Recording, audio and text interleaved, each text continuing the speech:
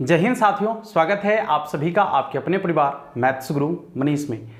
दोस्तों मैं हूं एमके एक्सपर्ट और हम लोग इंटीग्रेशन को देख रहे थे और इंटीग्रेशन में जो है लगभग हम लोग 7.2 को पूरा का पूरा कंप्लीट कर लिए थे। और आज शनिवार है तो आपको बता दें कि हर शनिवार और रविवार जो है आप लोग के लिए हम ऑब्जेक्टिव स्पेशल क्लास लेकर आते हैं। तो आज का ये क्लास ऑब्जेक्टिव स्पेशल होने वाला है आप सबों के लिए, ठीक है। और आज के इस ऑब्जेक्टिव स्पेशल क्लास में हम लोग देखने वाले क्या है, तो इंटीग्रेशन के वीवीआई ऑब्जेक्टिव क्वेश्चन को बनाने का हॉट ट्रिक। मतलब आपके बोर्ड एग्जाम में जो सवाल आपसे ऑब्जेक्टिव पूछे जाते हैं, ठीक है ना, अब उस ऑब्जेक्टिव क्वेश्चन को आप यदि ऑब्जेक्टिव तरीके से नहीं बनाते हैं तो आपका वक्त ज्यादा लग जाता है, और यदि आपका वक्त ज्यादा लग जाएगा तो बाकी के सब्जेक्टिव क्वेश्चंस छूटने की पूरी संभावना होती है। और हर बच्चों का ऐसा रोना होता है एग्जाम के ठीक बाद कि सर हमारा क्वेश्चन छूट गया, सर टाइम ज्यादा लग गया, समय नहीं बच पाया, सब्जेक्टिव क्वेश्चन नहीं बना पाए, ऑब्जेक्टिव ज्यादा टाइम ले लिया। तो इन सारी परेशानियों का जो है आप बाद में सॉल्यूशन निकालना चाहते हैं तो वो बाद में सॉल्यूशन क्या निकाल पाइएगा एग्जाम के बाद। इसलिए हम आपको जो है अभी से तैयार करना शुरू करेंगे और एक एक ऑब्जेक्टिव क्वेश्चन का सॉल्यूशन आप बिना कलम उठाए सिर्फ क्वेश्चन को देखकर उसका आंसर कैसे करेंगे, ये कॉन्सेप्ट आज हम आपको बताने वाले हैं, और वो भी इंटीग्रेशन का, ठीक है ना। हाँ, तो आज हम लोग इंटीग्रेशन के ऑब्जेक्टिव क्वेश्चन का ऑब्जेक्टिव ट्रिक देखने वाले हैं, ठीक है ना। और हमने यहां लिखा है कि आपको 7 जन्म तक याद रहेगा। 7 जन्म तक याद रखने का मतलब समझ रहे हैं कि जीवन में आप कभी नहीं भूलेंगे, और यदि आपके अंदर दम है तो भूल कर दिखाइए। हमने ये लिखा है कि आपके अंदर यदि दम है तो ट्रिक को भूल कर दिखाइए, हम मान लेंगे कि वाह क्या बात है, ठीक है ना। आइए क्लास की शुरुआत करते हैं। और आज का क्लास बहुत ज्यादा इंटरेस्टिंग होने वाला है आपके लिए, क्योंकि इंटीग्रेशन है और आपके बोर्ड एग्जाम में इंटीग्रेशन जो पूछा जाता है, इंटीग्रेशन से जो सवाल पूछा जाता है, भर भर कर सवाल पूछा जाता है। और यदि आपका ये इंटीग्रेशन वाला ऑब्जेक्टिव क्लियर है तो आप समझ लीजिए कि यहां से जो है 15-20 ऑब्जेक्टिव क्वेश्चन का जवाब आप बिल्कुल आसानी से दे देंगे, ठीक है ना। इसके लिए आपको जो है थोड़ा सा फॉर्मूला पर ध्यान रखना होगा, क्योंकि बहुत सारे ऐसे क्वेश्चन हैं जो डायरेक्ट फॉर्मूला बेस्ड होते हैं या डायरेक्ट फॉर्मूला ही आपसे पूछ दिया जाता है, ठीक है ना। तो इसके लिए आपको फॉर्मूला याद रखने की जरूरत है, ठीक है ना। और बाद बाकी जो कॉन्सेप्ट हम आपको बताने वाले हैं, एक एक कॉन्सेप्ट आप समझिए और आपको लगेगा कि अरे वाह, इतना आसान ऑब्जेक्टिव क्वेश्चन बनाने का तरीका हो सकता है क्या। बिल्कुल हो सकता है। आइए शुरू करते हैं। सबसे पहले हम बात करेंगे कि इसका हॉट ट्रिक क्या होने वाला है। देखिएगा हॉट ट्रिक क्या होने वाला है ये हम बात करेंगे। ध्यान से देखिएगा इधर, अभी आपको पूरा समझ में आ जाएगा। अभी हम आपको पूरा इसका हॉट ट्रिक समझाने वाले हैं, थोड़ा धैर्य रखिएगा, ठीक है ना। ज्यादा धैर्य नहीं रखना है, थोड़ा सा धैर्य रखना है और आप आसानी से जो है ये हॉट ट्रिक समझ लेंगे। देखिए हॉट ट्रिक में हम लोग देखने वाले हैं अभी टाइप 1, ठीक है ना। ये टाइप 1 आपका अभी चलेगा। अब आपके सामने हम क्वेश्चन करेंगे, क्वेश्चन लिखेंगे, किस तरीके का क्वेश्चन पूछा जाता है और उसको बनाने का तरीका क्या हो सकता है, ठीक है ना। आइए सबसे पहला टाइप में जो है टाइप 1 में सबसे पहला क्वेश्चन हम ये आपको बताना चाहेंगे। ये पहला टाइप आपका है कि यदि आप इंटीग्रेशन कर रहे हैं, ठीक है ना, यदि आप इंटीग्रेशन कर रहे हैं और आपसे जो है इंटीग्रेशन में सवाल पूछा गया कैसा कि यहां पर जो है एक ax प्लस बी के रूप का कोई भी फंक्शन आ गया। गौर से समझने का प्रयास कीजिएगा कॉन्सेप्ट को। इंटीग्रेशन में ax प्लस बी के रूप का कोई भी आपका फंक्शन आ गया, ax प्लस बी के रूप का बहुपदीय फलन यदि हो और इसके होल पावर में n आ जाए, n के जगह पर कोई भी कांस्टेंट हो सकता है, ठीक है ना। यहां पर ध्यान रखना है कि ये जो बहुपदीय फलन होगा ये ax प्लस बी के रूप का होगा। ax प्लस बी कहने का अर्थात रैखिक होगा।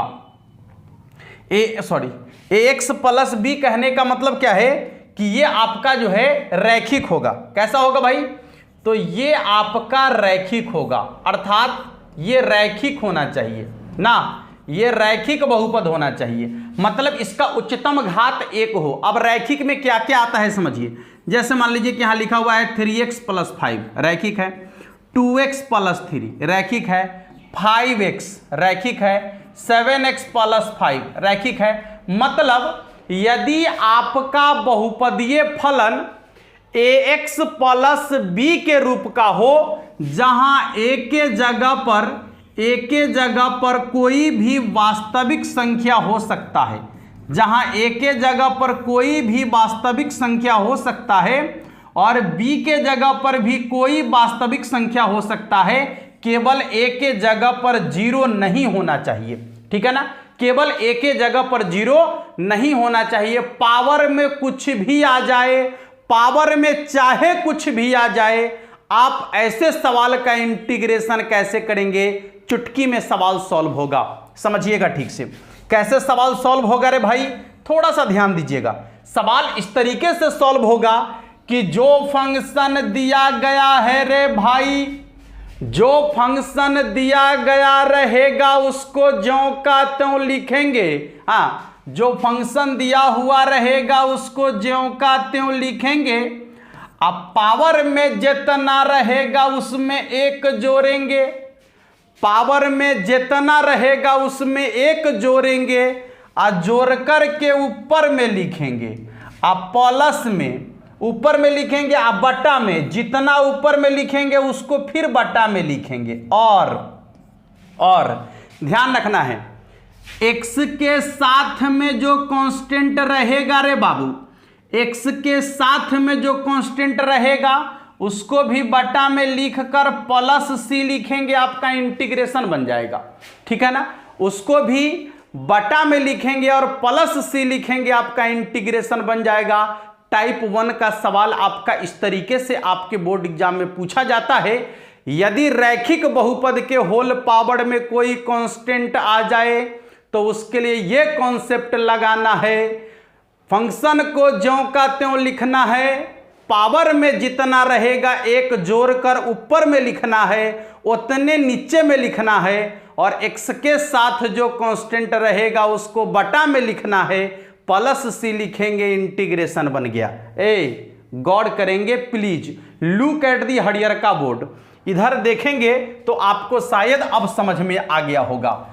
अब मान लिया जाए कि सवाल आपका कुछ ऐसा है कि माना i बराबर 5x प्लस 3 और इसके होल पावर में है 5 इंटू में है dx। सुनो, सवाल क्या है, देखिए, रैखिक बहुपद के होल पावर में कांस्टेंटे है ना, जब रैखिक बहुपद के होल पावर में कांस्टेंट आ जाए, जब रैखिक बहुपद के होल पावर में कांस्टेंट आ जाए तो ऐसे फंक्शन का इंटीग्रेशन चुटकी में कैसे करेंगे? तो जो फंक्शन दिया हुआ रहेगा उसको पहले ज्यों का त्यों लिखेंगे। अच्छा, जितना पावर में रहेगा उसमें एक जोड़ेंगे, तब पावर में 5 है, एक जोड़ेंगे तो 6 होगा। अब बट्टा में जितना ऊपर पावर लिखे हैं उतना ही बट्टा में लिखेंगे। और सुनिए, x के साथ में जो कांस्टेंट रहेगा, हाँ, x के साथ में जो कांस्टेंट रहेगा उसको भी बट्टा में लिखकर प्लस c लिखेंगे, आंसर बनेगा रे भाई।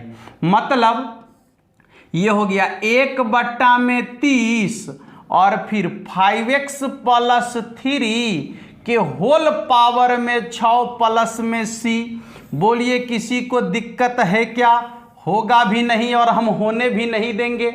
हाँ, 1 सेकंड में आप सवाल का सॉल्यूशन करेंगे। ऐसे ऐसे क्वेश्चन को देखते ही आप उसका आंसर लिखेंगे, ये मेरा वादा है और दावा भी है आपसे।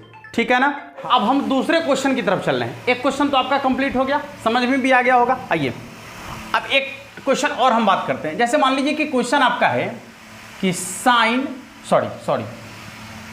और 5x प्लस 7 के होल पावर में m इंटू dx। ए बाबू ध्यान से सुनिए, यदि आपसे पूछा जाए कि इसका इंटीग्रेशन कितना के बराबर होगा तो कैसे लिखेंगे? आपको क्या बोले कि यदि आपका फंक्शन रैखिक फंक्शन हो, ठीक है ना, यदि आपका फंक्शन जो है रैखिक बहुपद हो और उसके पावर में कोई कांस्टेंट आ जाए, तो ऐसे फंक्शन का इंटीग्रेशन करने के लिए क्या करना है, तो फंक्शन को ज्यों का त्यों लिखेंगे, जितना पावर में है उसमें एक जोड़ेंगे, पावर में कितना है m ना, इसमें एक जोड़ेंगे और इतना ही से भाग कर देंगे, ठीक है।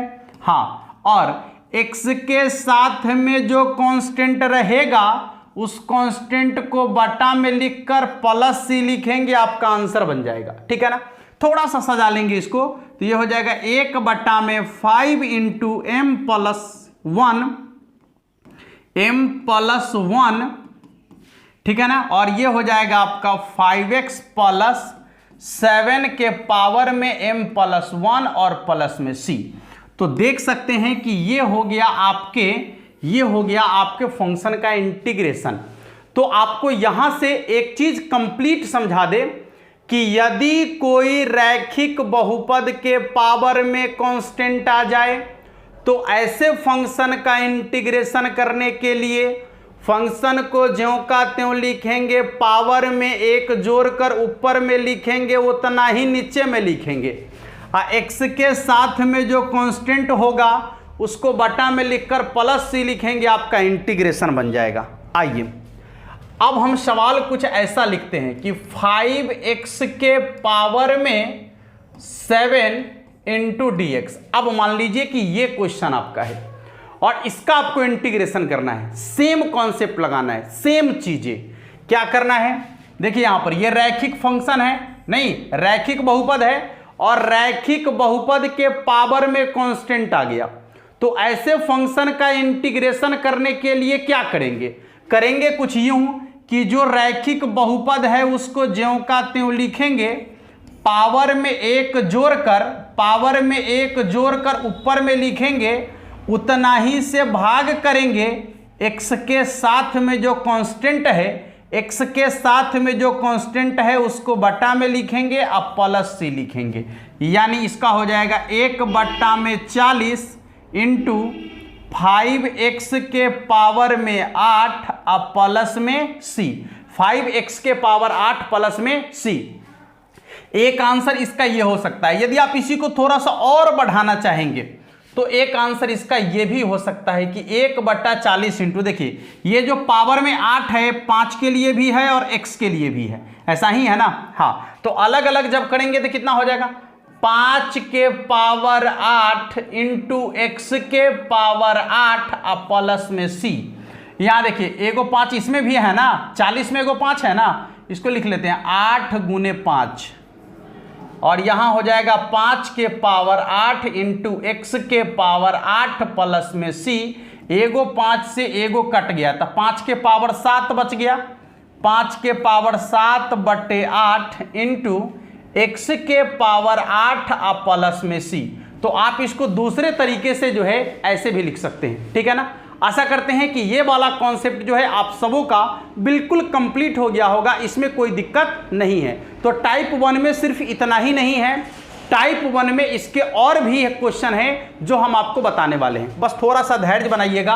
अब इसमें जो है हम इसके टाइप को चेंज करते हैं, माने दूसरा में आ जाते हैं। अच्छा, दूसरा में क्या कहता है समझने का प्रयास कीजिएगा कि आपका कोई फंक्शन यदि इंटीग्रेशन के रूप में दिया गया हो और उसमें ट्रिगोनोमेट्री फंक्शन का इंटीग्रेशन करने के लिए कहा जाए, किसका भाई, तो यदि आपको ट्रिगोनोमेट्री फंक्शन का इंटीग्रेशन करने के लिए कहा जाए और उसका डायरेक्ट इंटीग्रेशन संभव हो, ट्रिगोनोमेट्री फंक्शन का जो है डायरेक्ट इंटीग्रेशन संभव हो और उसके कोणांक में फिर वही आ जाए, रैखिक बहुपद आ जाए। हाँ भाई, उसके कोणांक में यदि रैखिक बहुपद आ जाए तो ऐसे फंक्शन का इंटीग्रेशन हम लोग कैसे करेंगे।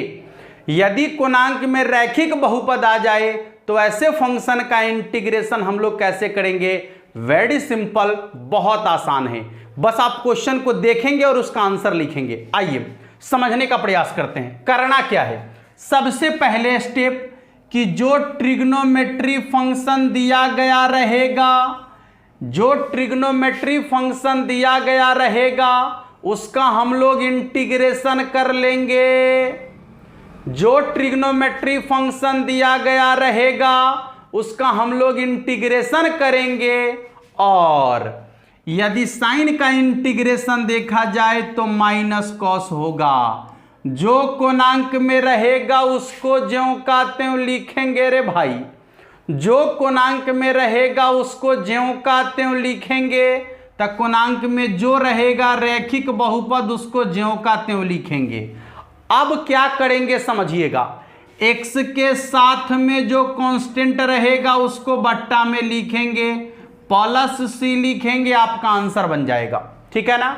यदि आपका फंक्शन ट्रिग्नोमेट्री फंक्शन हो और उसके कोणांक में रैखिक बहुपद आ जाए, यदि आपका फंक्शन ट्रिग्नोमेट्री फंक्शन हो और उसके कोणांक में रैखिक बहुपद आ जाए, तो ऐसे फंक्शन का इंटीग्रेशन कैसे करेंगे। तो जो ट्रिग्नोमेट्री फंक्शन है उसका इंटीग्रेशन, कोणांक में जो रहेगा उसको ज्यों का त्यों लिखेंगे और x के साथ में जो कांस्टेंट रहेगा उसको बटा में लिखेंगे। x के साथ में जो कांस्टेंट रहेगा उसको बटा में लिखेंगे, प्लस c जरूर लिखेंगे, इंटीग्रेशन बन जाएगा। उम्मीद करते हैं कि कॉन्सेप्ट समझ में आ गया होगा। तो क्वेश्चन भी आप आसानी से बना ही सकते हैं। जैसे साइन 7x + 5 × dx लीजिए। अब आपको इसका इंटीग्रेशन करना है। सुनिए, तो आपको क्या दिख रहा है कि यहाँ ट्रिग्नोमेट्री फंक्शन है और इसके कोणांक में जो है वो क्या है, रैखिक बहुपद है। कोणांक में क्या है भाई, रैखिक बहुपद है। बनाना कैसे है बाबू, तो ट्रिग्नोमेट्री फंक्शन का इंटीग्रेशन, जैसे साइन का इंटीग्रेशन, साइन का इंटीग्रेशन कितना होता है, माइनस कॉस। जो कोणांक में है उसको ज्यों का त्यों लिखेंगे, कोणांक में जो है उसको ज्यों का त्यों लिखेंगे और x के साथ जो कांस्टेंट है उसको बट्टा में लिखेंगे, प्लस c। आंसर बन गया। थोड़ा सा यदि सजाना चाहेंगे तो -1/7 × cos 7x + 5 + c, आंसर बन गया। ठीक है ना, समझ में आ गया सभी लोगों को। आइए अगले क्वेश्चन की तरफ चलते हैं। जैसे सवाल आपका कुछ ऐसा है, ध्यान से देखिएगा। सवाल आपका है कि सेक mx + c × tan mx + c और इनटू में dx। ठीक है ना। अब बताइए कि इसका इंटीग्रेशन क्या होगा। ध्यान से सुनिएगा। देखिए यहां गौर करेंगे तो सबसे पहले आप एक चीज देखिए कि आपको मालूम है कि सेक x इनटू में tan x का इंटीग्रेशन संभव है, क्योंकि इसका डायरेक्ट इंटीग्रेशन होता है। यदि आप फॉर्मूला देखे हैं तो आपको मालूम होगा कि सेक x × tan x का इंटीग्रेशन होता है सेक x, नहीं, हाँ, सेक x × tan x का इंटीग्रेशन होता है सेक x प्लस में c, सेक x प्लस में c। अब सुनिए, यहां देखिए, यहां सेक है, यहां tan है, कोणांक में रैखिक बहुपद है रे भाई। इसके कोणांक में रैखिक बहुपद है और दोनों के दोनों सेम टू सेम है। दोनों के दोनों क्या है, सेम टू सेम है। मतलब आपसे पूछा जा रहा है कि बताइए इसका इंटीग्रेशन क्या होगा। यदि आपको कॉन्सेप्ट नहीं ना मालूम रहेगा प्यारे, तो ऐसे क्वेश्चन को देख कर ना आप उलझ जाइएगा, उसमें टाइम ज़्यादा खींच लीजिएगा। क्या करे, कैसे करे, किधर बनाए, कैसे बनाए, दिस डैट मारते मारते पता चलेगा टाइम खत्म। बट गुरुजी का कॉन्सेप्ट यदि आपको मालूम है कि इंटीग्रेशन कैसे बनाना है जब उसके कोणांक में रैखिक बहुपद आ जाए, तो क्या करेंगे भाई, पहले तो आपको ट्रिग्नोमेट्री फंक्शन का इंटीग्रेशन, तो सेक और tan का इंटीग्रेशन होता है सेक, लिखेंगे। और जो कोणांक में है, ध्यान रहे कि कोणांक में बिल्कुल सेम टू सेम होना चाहिए। कोणांक में क्या होना चाहिए, एकदम सेम टू सेम होना चाहिए दोनों। तो इसके कोणांक में है mx + c और इसके कोणांक में भी है mx + c।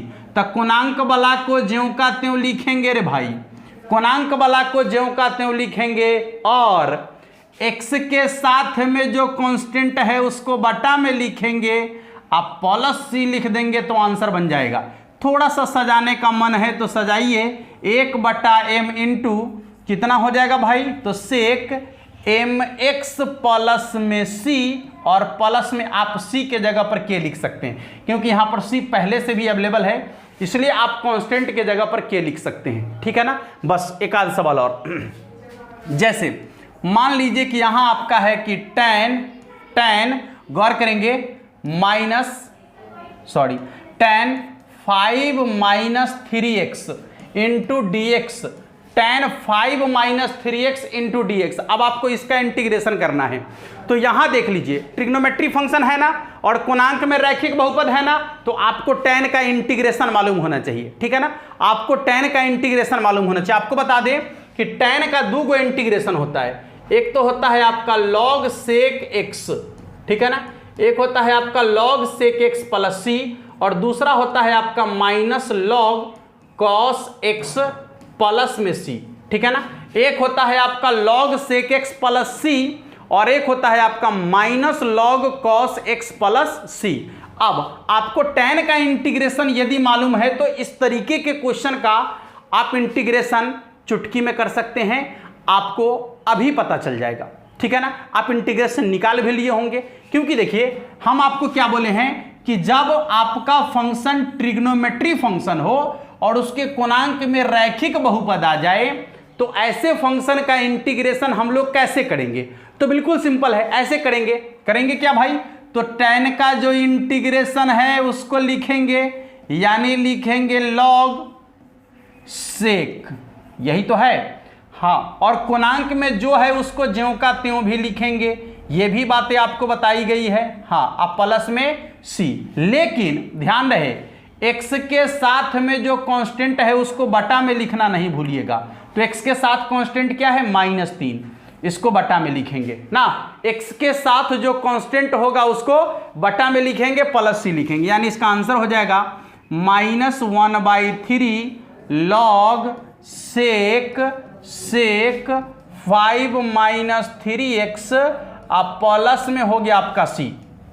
अच्छा, यदि आप इसके दूसरे फॉर्मूला पर बात करें, क्योंकि पहला फॉर्मूला तो यही कह रहा है, यदि आप इसके दूसरे फॉर्मूला पर बात करें तो भी इसका आंसर यही होगा, कितना देखिए, तो माइनस log cos कोणांक में क्या है भाई, तो कोणांक में है 5 - 3x, 5 - 3x प्लस में c। अब गौर करेंगे इधर, ध्यान से देखेंगे इधर क्या होगा, तो यहां जो -3 आपको x के साथ दिख रहा है उसको बट्टा में लिखना पड़ेगा, तो -3 को बट्टा में लिखेंगे। अब देखिए ये माइनस से ये माइनस कट जाएगा, तो कितना हो जाएगा, 1/3 log cos 5 गौर करेंगे इधर 5 - 3x, अब प्लस में कितना हो जाएगा, c।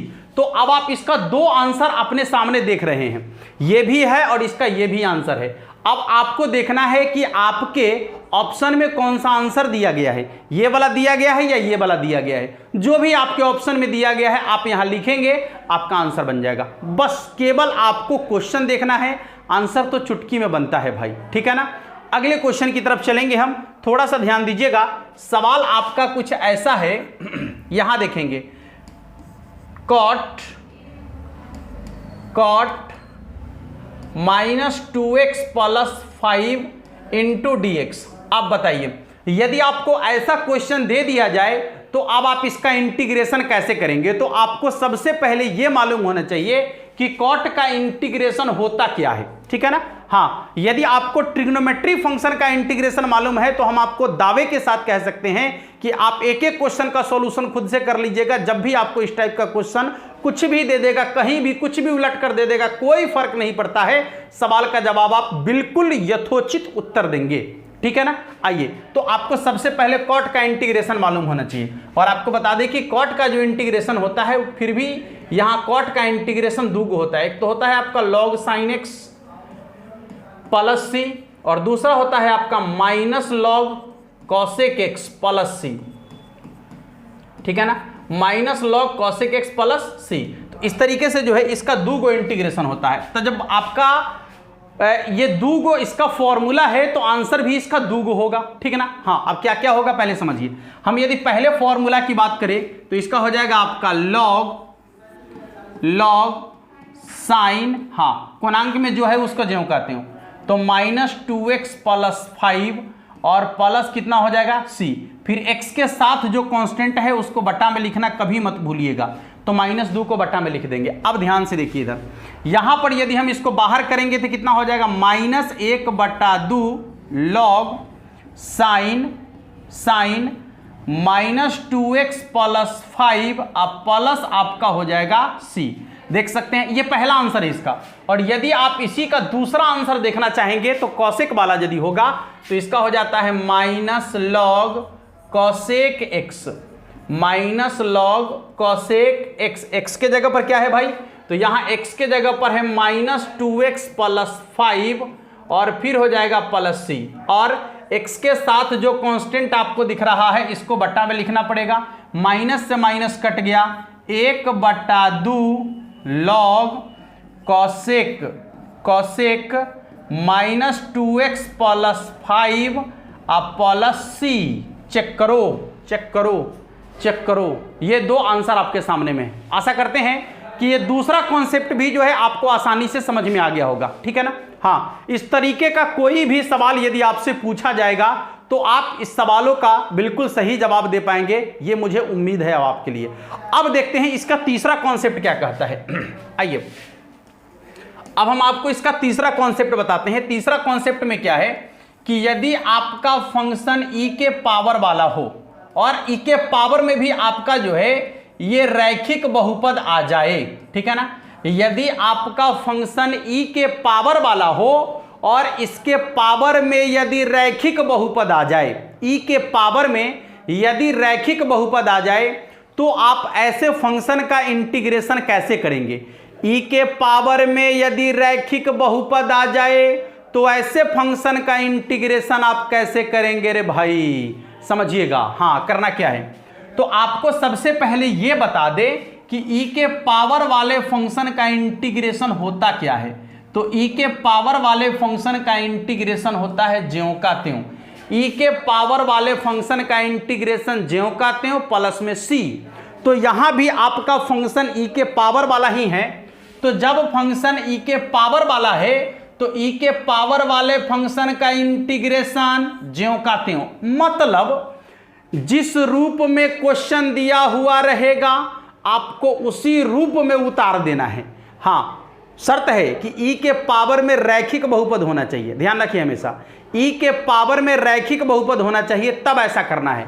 जिस रूप में आपका क्वेश्चन दिया गया है उसी रूप में आपको उतार देना है, उसी रूप में उतार देना है। लेकिन x के साथ में जो कांस्टेंट होगा उसको बटा में लिखकर +c लिखना अनिवार्य होगा आपके लिए, तब जाकर ऐसे क्वेश्चन का आंसर बनेगा, ठीक है ना। हाँ, तो यहां पर आप देख सकते हैं कि e के पावर वाले फंक्शन का इंटीग्रेशन कैसे करना है, तो जो फंक्शन दिया हुआ रहेगा उसको ज्यों का त्यों लिखना है, x के साथ में जो कांस्टेंट होगा उसको बटा में लिखकर +c लिखेंगे, आंसर बन जाएगा। आइए अब इस पर क्वेश्चन करके दिखाते हैं। जैसे मान लीजिए कि यहाँ e के पावर में है आपका 7x + 5 × dx। अब इसका इंटीग्रेशन क्या होगा, एकदम देखकर ही आपके मन में आंसर आ गया होगा। क्या करना है तो इसको सबसे पहले ज्यों का त्यों लिखना है, e के पावर 7x + 5 और x के साथ में जो कांस्टेंट है उसको बटा में लिखेंगे, +c लिखेंगे, आंसर बनेगा। यानी 1/7 e के पावर 7x + 5, ठीक है ना। अब प्लस कितना हो जाएगा c, आंसर बन गया। अब आप इसी तरीके का क्वेश्चन और भी कुछ ले लें, e के पावर में मान लीजिए कि 10x और dx, इसका इंटीग्रेशन करना है। e के पावर वाले फंक्शन का इंटीग्रेशन ज्यों का त्यों प्लस में c, x के साथ जो कांस्टेंट होगा उसको बटा में लिखेंगे, माने 1/10 × e के पावर में 10x प्लस में c। देख लीजिए कितना आसान हो गया है, नहीं बहुत सिंपल हो गया।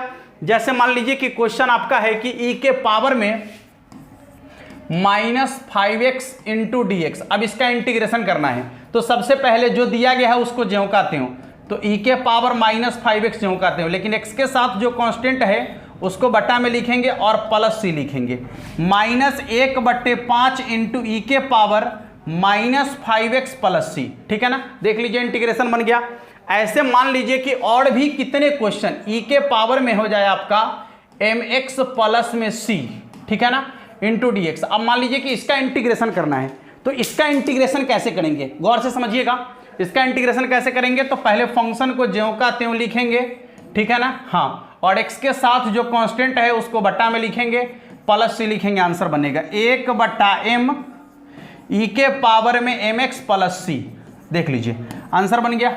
बोलिए, तो आपको जो है आज ये 3 कॉन्सेप्ट बताया गया और तीनों कॉन्सेप्ट पर अलग अलग तरीके का जो है क्वेश्चन करके आपको बताया गया है, ठीक है ना। हाँ, तो हम जब भी ट्रिक वाला क्वेश्चन मतलब वीडियो लेकर आएंगे, जब भी हमारा ट्रिक वाला वीडियो होगा तो वो वीडियो आधे घंटे का ही होगा, ठीक है ना। हाँ, आधे घंटे में हम लोग 3, 4, 5 ट्रिक को क्लियर करेंगे, उस पर क्वेश्चन करेंगे, ताकि आपका जो है टोटल का टोटल कॉन्सेप्ट क्लियर हो जाए। और टोटल का टोटल कॉन्सेप्ट क्लियर होने के बाद उस पर आधारित क्वेश्चन जब हम आपको कराएंगे तो वो पूरा का पूरा क्लियर हो जाए। और आपसे एक रिक्वेस्ट है कि अब जब भी आपको इस तरीके का क्वेश्चन दिखे, इस टाइप का क्वेश्चन जहां भी आपको दिखे, यदि ऑब्जेक्टिव में है तो आप उस क्वेश्चन को ऑब्जेक्टिव तरीके से ही बनाएं और इसी तरीके से बनाएं। यदि सब्जेक्टिव में भी पूछा है, यदि क्वेश्चन को सब्जेक्टिव में पूछा है तो इसका सब्जेक्टिव तरीका तो हम आपको पहले ही बता दिए हैं, ठीक ना। तो आप एक बार सब्जेक्टिव में यदि बनाते हैं तो उसके बगल में एक बार ऑब्जेक्टिव तरीके से भी क्वेश्चन का सॉल्यूशन करें। इससे क्या होगा कि आप बोर्ड एग्जाम में जब भी क्वेश्चन का सॉल्यूशन करना शुरू करेंगे तो आपके लिए जब ऑब्जेक्टिव क्वेश्चन होगा तो ऑब्जेक्टिव माइंड में आएगा, और यदि क्वेश्चन सब्जेक्टिव में है तो फिर आप उसको सब्जेक्टिव तरीके से सॉल्व करेंगे। हम ये कतई नहीं कहेंगे कि इसको केवल ऑब्जेक्टिव में ही बनाइए, सब्जेक्टिव छोड़ दीजिए, नहीं। आपके बोर्ड एग्जाम में सब्जेक्टिव क्वेश्चन भी पूछा जाता है, बट ऑब्जेक्टिव तरीके को आप बिल्कुल इग्नोर कर देते हैं, और यही रीजन है कि आप बोर्ड एग्जाम में जाकर जो है गड़बड़ हो जाता है आपके साथ, ठीक है। इसलिए जो क्वेश्चन ऑब्जेक्टिव तरीके से आपको बताया गया है, जो ऑब्जेक्टिव कॉन्सेप्ट आपको बताया जा रहा है, आप उसको फॉलो करें, आप उस पर आधारित क्वेश्चन का सॉल्यूशन करें और ज्यादा से ज्यादा क्वेश्चन को बनाएं, ठीक है ना। ये आपकी जिम्मेवारी बनती है, हमारा जिम्मेवारी है कि हम आपको सिखाएंगे, हम आपको कॉन्सेप्ट बताएंगे, उस पर आधारित क्वेश्चन करके बताएंगे, और प्रैक्टिस करना आपकी जिम्मेवारी है। यदि आप प्रैक्टिस करेंगे तो ये कॉन्सेप्ट आपका हो जाएगा, अपना हो जाएगा, ठीक है ना, और आप इसका यूज बोर्ड एग्जाम में जाकर आसानी से कर सकते हैं, ठीक है ना। मिलते हैं फिर आप लोगों से नेक्स्ट क्लास में, और तब तक के लिए आप सभी को जय हिंद।